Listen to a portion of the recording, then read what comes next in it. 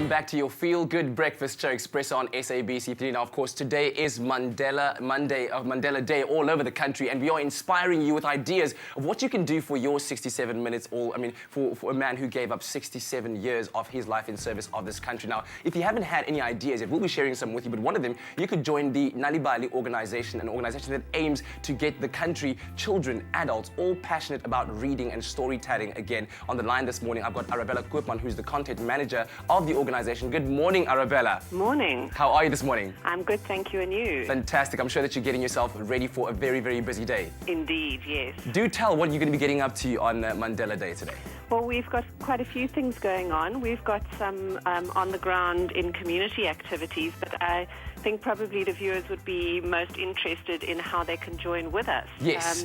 And share stories with children. Basically, what we've done is we've partnered with a number of radio stations, and we've got stories going out, particularly one called Mr. Hare Meets Mr. Mandela, yes, which is from the Sunday Times Nalibali storybook, and that's being broadcast in English and isiXhosa and also in other local languages. Fantastic. What people can do is they can go to our website and check out what time these story times will be at, and then they can also download the story, because they can then enjoy it later with other, with children in their communities, with kids in their classes, whoever they have contact with. Yeah.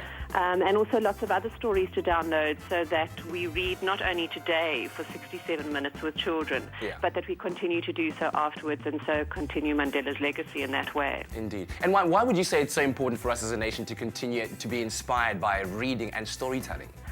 Because reading and storytelling are the ways that we understand our lives anyway, and we understand the experience of other people, but also because if you're not reading for enjoyment, if children are not getting pleasure from reading, it's very unlikely that they're going to want to read all of their lives, and they have a much higher chance at success at literacy if they are having books shared with them every day for about 15 minutes. Very true indeed. Arabella, thank you so much for joining us. Good luck for your big campaign going out, and I hope that everybody really latches onto it, and that we even continue reading right after Mandela Day, because I think our former president did make quite an important point of it about how important education is, and it all starts here, building the imagination. Absolutely. Thank you very much. Thank you. Have a lovely, lovely day. So you can join them all around the country. We'll have the details for you on our website. Now, a couple of us that went out in the Expresso team, actually all of us, did our own little thing for Mandela Day. I, for instance, the other day went to Worcester, and I visited the Little Theatre, where offenders from the Worcester Correctional Services were given the opportunity to live out their passions on a stage that was built for them, and I got to spend a couple of hours jamming with them, just really putting my love and my heart for music into that performance with them. We'll check that out a bit later on, but let's take a look at what other guys in the Expresso team have been getting up to. Madiba gave 67 years of his life fighting for the rights of humanity, and so we gave just 67 minutes of our time to continue his legacy. Here's how the Expresso team decided to spend their 67 minutes. For my 67 minutes, I decided to put my skills to good use, and make soup for a homeless shelter. And I made homemade bread to go along with my soup. And it's so awesome to see how these people appreciate it. Something that's so easy for me, I can actually give back and give somebody a delicious warm meal on a cold winter's night. So I decided to do something with the children's home.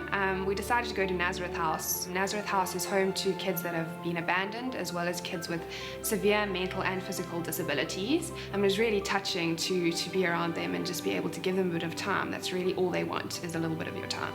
We went to Nazareth House with all the little kids, and it was great because we took Bob and Bella along with us, and it just lit them up completely. They were happy, they played with the dogs, you could see that it was just a therapeutic type of thing to do with them, and they absolutely loved it. Going with Tatum and Sharon, it was great because the kids were so in love with Bob and Bella that all they wanted to do was draw them. So we sat together the entire time just drawing pictures of Bob and Bella, and it was just so amazing to be around kids that just have so little but are just still so happy and so appreciative of everything that they have, and it just really opened our eyes to what else is out there and be so grateful for what we have.